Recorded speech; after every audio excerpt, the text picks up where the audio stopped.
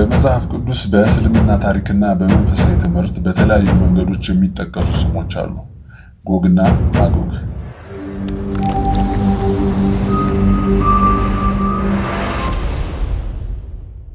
ሰላም ለእናንተ የሆኑ ውድ የአንሶር ቤተሰቦች። በሰሜን እስራኤል ኔጌዶን ከተማ በመጨረሻው ዘመን በጎግና ማጎግ የሚነሳውን የአርማጌዶን ጦርነት በሰፊው የሚታወቅ ትንቢታዊ አስተምህሮ ወይም አስተሳሰብ ነው። በአይሁድ ታሪክ ጸሐፊ የሆነው ዮሴፈስ በአንደኛው ክፍለ ዘመን አካባቢ እንዳለው የማጎግ ልጆች አስኩቴስ ሰዎች ነበሩ። ይህም ብሔር በጥንት ከጥቁር ባህር ሰሜን የተገኙ ሰፊ ሕዝብ ነበሩ ይለናል። ግሪኮች እስኩቴስን ማጎጊያ ይሉት እንደነበረም ጽፏል። ኢሲዶር ዘሲቪላ በ600 ዓመተ ምህረት እንግዲህ ግድም እንደጻፈው ከዚህ በላይ አንዳንድ ሰዎች ማጎግ የጎታውያን አባት እንደነበር ይቆጥሩት ነበረ። እንግዲህ ዳሩ ግን ይህ ስለ ሰሞቹ ተመሳሳይነት ይሆናል ተብሎም ይገመታል።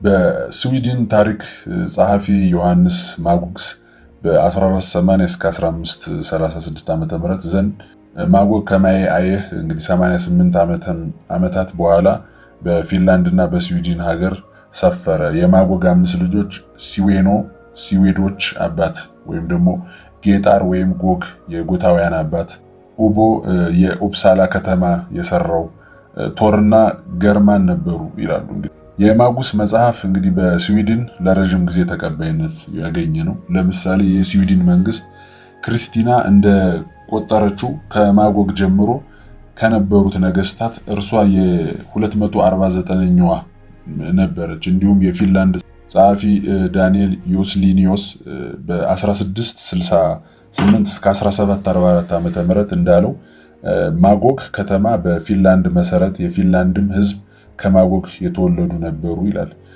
በአየርላንድ ዜና መዋዕል ዘንድ ስናይ ደግሞ የአየርላንድ ህዝብ ከእስኩቴስ መስራች ከያፌት ልጆች ማጎግ ዘር የተከለሰ ህዝብ ናቸው።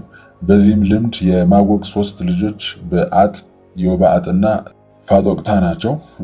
ደግሞ የፌኒየስ፣ ፋርሳ፣ ፓርጦሎና ኤሜዶ እንዲሁም ፌሪ ቦልግና ጧት ዴዳንና ከማጎግ ነገድ እንደተወለዱ ይታመን ነበር። እንግዲህ በአየርላንድ ዜና መዋዕሎች እንዲሁም ሁኖች የተባለው ብሔርና ማውጃር የተባለው የሃንጋሪ ህዝብ ከመንታዎቹ ሁኖርና ማጎር እንደተወለዱ የሚል የሃንጋሪያውያን ትውፊትም አለ። እነዚህ ወንድማማቾች ከጥፋት ውሃ በኋላ የአዞቭ ባህር አጠገብ ሲኖሩ ሚስቶችን እንግዲህ ከአላኖች እንደወሰዱ ይተርታል ማለት ነው። እንግዲህ በሙስሊሞች ደግሞ ስናየው አስተምሮ በቁርአን ውስጥ ያጁጅ እና ማጁጅ ይባላሉ። እጅግ ኃይለኞች በመጨረሻው ዘመን የሚመጡ መጥፎ ጦር ሰራዊት እንዲሁም ታላላቅ ኃይሎችን ዓለምን ለማቃጠል የሚጓጉ መሆናቸውን ቁርአን ይገልጻል ማለት ነው። ወይም በሙስሊም አስተምሮቶች አለ። በክርስትናው ደግሞ ስናይ ማጎግ በኦሪት ዘፍጥረት እንግዲህ ምዕራፍ 10 ላይ መሰረት ከያፌት 7 ልጆች ሁለተኛው ልጅ ነው።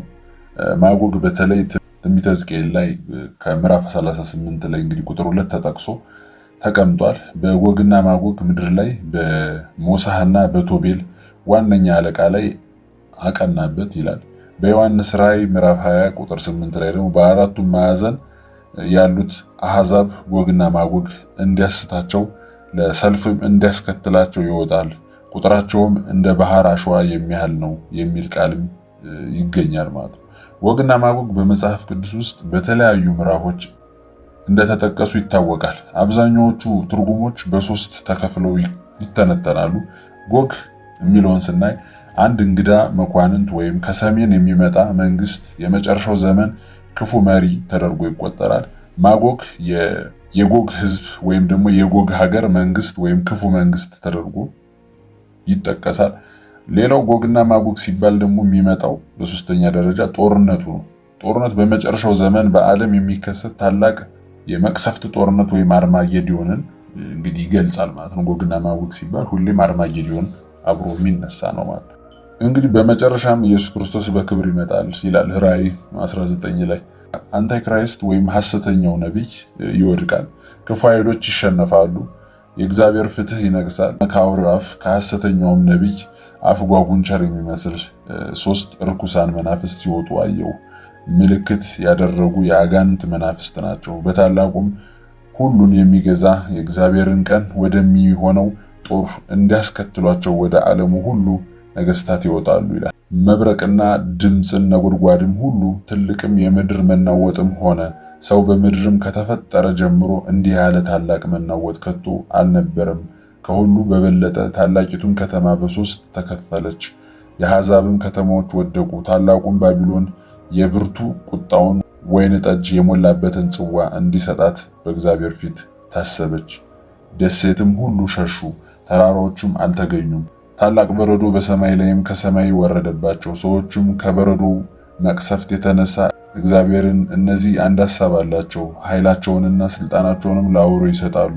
እነዚህ በጉን ይወጋሉ። በጉም የጌታዎች ጌታና የንጉሶች ንጉስ ስለሆነ እነርሱን ድል ይነሳቸዋል። ከእነርሱም ጋር ያሉ የተጠሩና የተመረጡ ድል ይነሳሉ ይላል።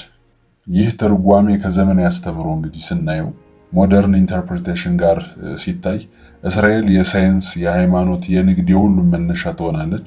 የዓለም መንግስትም ወደ አንድ ይሰበሰባሉ። የዓለምን ሁሉ ኃይል በሐሳዊ ለማስገዛት በአንድነት ይሰራሉ። ለዚህም ስራቸው በየሀገራት ችግር እንዲፈጠርና ዓለምን ወደ ለየለት እልቂት ለመቀየር እየሰሩ ነው። ይህም ምክንያታቸው የዓለም ህዝብ ትክክለኛውን መሲህ ወይም አምላክ ሳያውቅ ፈጣሪውን ላይ እንዲያምጽና ወደ ሲኦል ከሰይጣን ጋር እንዲወርድ የተዘጋጀ ትልቅ ጦርነት ወይም አርማጌዶን ነው። አሁን ያለንበት ዘመን ሁሉም ቦታ የጦርነት ወሬ የምንሰማበት፣ ዓለምም ወደ 2 ጎራ እየተከፈለ መምጣቱ የማይቀር ነው። ጎግ ታላቅ እንግዲህ የሰሜን ሀገራት ብዙ ሰዎች ሩሲያና ከሩሲያ ጎን የሚቆሙት ሀገራት እንደሚሆኑ ይገምታል። ማጎግ የተባሉት ደግሞ አውሮፓ እና አሜሪካ የተባበሩት መንግስታት በአንድ ጎራ ይቆማሉ ተብሎ ይገመታል። በ2 ጎራ ተከፍለው እንግዲህ ወርልድ ዋር 3 ወይም 3ኛውን የዓለም ጦርነትን በኒውክሌር ታግዘው የሚያደርጉት ውጊያና በተጨማሪም በባዮሎጂካል ዋር እንደሚሆን ይታመናል። በሁሉም ሃይማኖቶች አስተሳሰብና እንግዲህ ጎግና ማጎግ በመጨረሻ የሚደረግ የጥፋት ወይም የጦርነት እንደሆነ በግልጽ የተቀመጠ መሆኑን አይተናል።